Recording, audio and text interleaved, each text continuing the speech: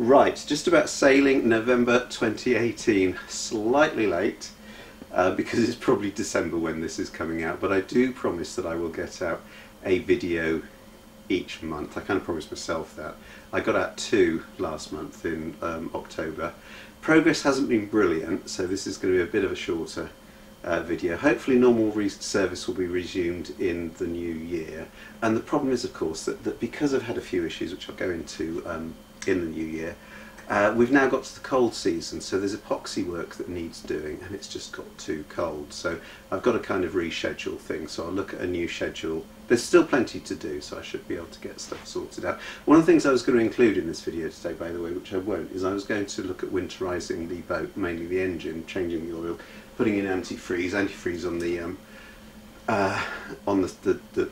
the raw water inlet. And the point that I was going to make, so hopefully I'll cover this in a later video, is if you do that, make sure you use non-toxic antifreeze. The toxic stuff, because it sort of squirts out the back of the boat, and obviously I'll try and keep it in a bucket or whatever, the toxic stuff is really deadly for animals, and we have dogs and cats and things, well mainly dogs, wandering around the yard, and it does horrible things and kills them. So I've got some special toxic stuff, some special non-toxic stuff.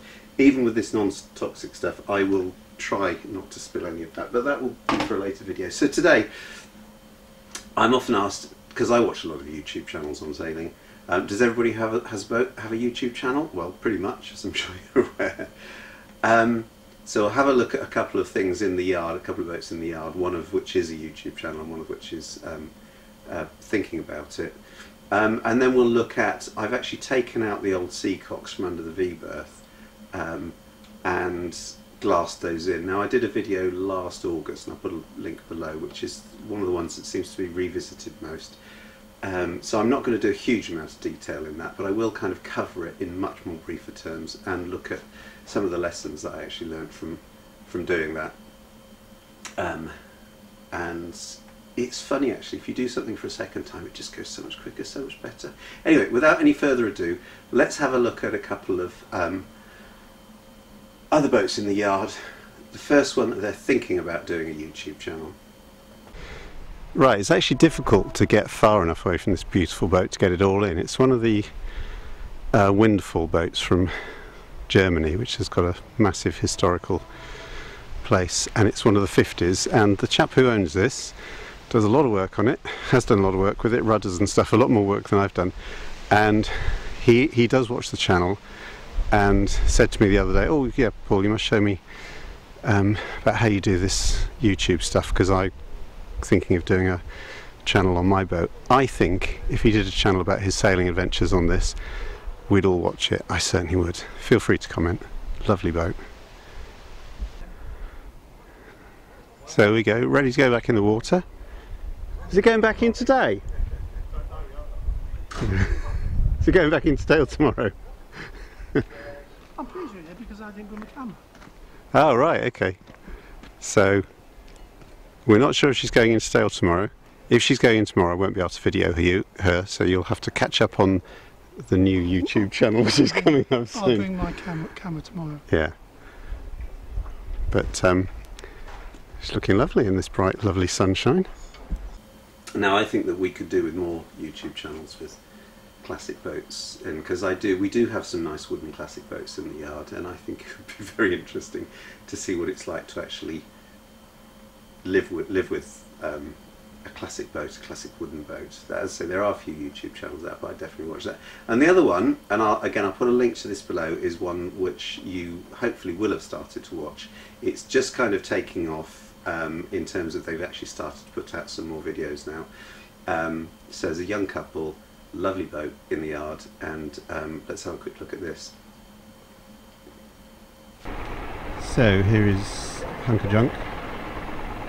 I'm shooting into the sun so I can't see what's on the screen. You can see where I think they're waiting for a few panels which were slightly wrong shape to come back in, and then they will be building this. So link to the channel below, and I will have a chat with the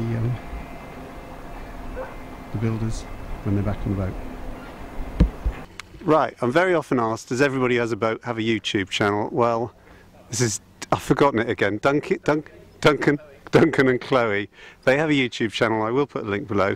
It's called Hunk of Junk, which is a bit cruel. They're actually making this steel, welding it themselves, Bruce Roberts, and usually after Bruce Roberts you say the word catch, don't you? But they're actually doing it as a junk rig. Why are you doing it as a junk rig? I'll fancy trying it, really. If you didn't hear that, because the microphone's facing the other way, he said I fancy trying it. This is the type. So anyway, I'll put that link down, and yeah, everybody who owns a boat does have a YouTube channel, so I'm looking forward to this. Maybe they're even doing their work more slowly than I am, who knows. Gosh, so that is a brave job, isn't it? I can't imagine taking on something like that, and it's a very impressive looking boat, and they're young and full of enthusiasm. It'd be interesting. I'm going to follow this one with a great tip, so I highly recommend that channel. As I said, I'll put a link down below. Oh, one of the things I've noticed that a lot of channels seem to be doing at the moment is a lot of merchandising, actually. So I thought, you know, I've actually worn this jumper for pretty much every video that I've done, unless I wear my other jumper, because I do have two jumpers. So I thought I'd merchandise it. Now I'm not quite sure how this works. In fact, I'm not even sure where this is from, but this is, oh, it's interesting. It's a fat face, quality fabric, vintage something, established 19 something, land, sea, ocean, beach. So, you know, if you want to get one of these, then there's probably a website somewhere. There we are. Not sure if I really understand this merchandising stuff, but there you go. Right, so taking out the old seacocks, because for the new holding tank I want to move the new seacocks, which are going to be, and I will do an episode on that because I'm using the composite material ones. I wanted to get them from underneath the V-berth, and the first thing to do is to obviously take the seacocks, through hulls out, and actually glass those over. So let's have a look through at this, and then I'll talk through some of the differences. But it's a lot easier this time. It's a lot easier doing it the second time round. So, got to get rid of the existing through hulls here and move them. And I'm not going to go into this in a huge amount of detail because I did a big video on that back in August last year.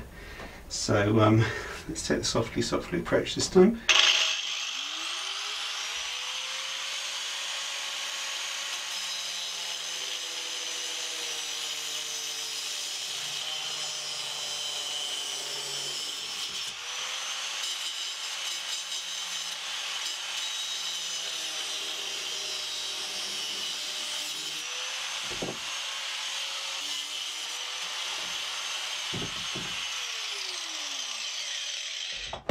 Simples.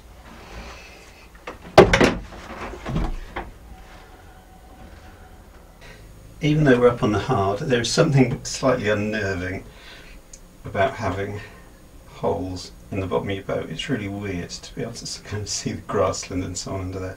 So let's get these filled in. So here's the thing, the official instructions, and I put this up there, recommend putting this little sort of puck, which is literally just the mixed epoxy and hardener, in the middle of the hole and then kind of grinding down on either side at 12:1. And last time I had a real problem with getting these pucks. I actually made them slightly too small, so when it came to holding them in the holes that I cut out, it didn't work properly. So I made them bigger this time and then sanded them down, and it was much easier. One of the things you may remember from the previous video is that these little puck things, I had a lot of problems because they were too loose. This time I've cut them so they're an exact interference fit. So there's this much sticking out this side, the same amount sticking out the other side. Still not sure what they're for, but that's what it says in the instructions, so that's what I'm doing. So yeah, I'm doing exactly the same as I did before, but just slightly more accurately. Well, a lot more accurately, to be quite honest. So that was easier to sort of hold it in position, epoxy it in, put the filler in, and then instead of the grinding wheel I used this wonderful device, these flap wheel things, which I use for a lot of things now. It's so much easier to get the actual bevel. I mean, I still did manage it last year, and this is the view from last year, where you get this nice sort of 12:1 sort of chamfer in. And then of course there's the there's the controversy as to, do you put the small bits of fiberglass in first, or do you put the big ones in? Well, you put the big ones in for the simple reason that you want the biggest mechanical bond at the first layer.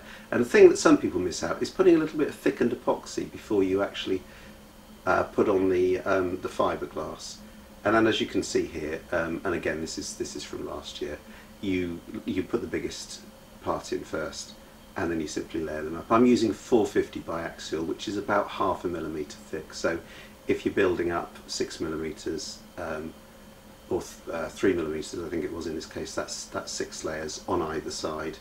Very, very simple, and even simpler this year, having done it the second time. And then you put peel ply over the top, which helps to put the filler on the top, and that's the stage I've actually got at this year. I've still got peel ply sitting on the boat, but obviously the stage after that is you then, and I think I use 407, you put the 407 in, you sand it down.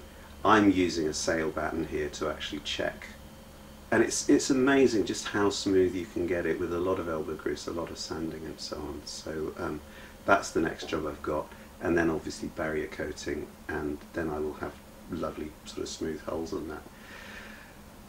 So as I say, that's really as far as I've got. I've done a little bit of work on the spray hood, I've done a few other bits and pieces, but hopefully, fingers crossed, the next time I shall see you will be for the ever popular Christmas special, which for some people that's literally the only video of mine that I do that they watch each year. So until a bit later on in the month, or next month, because this is November, or is it December? Anyway, even if it's slow, at least it's going in the right direction. So hope you're all doing well, and see you next time. Cheers.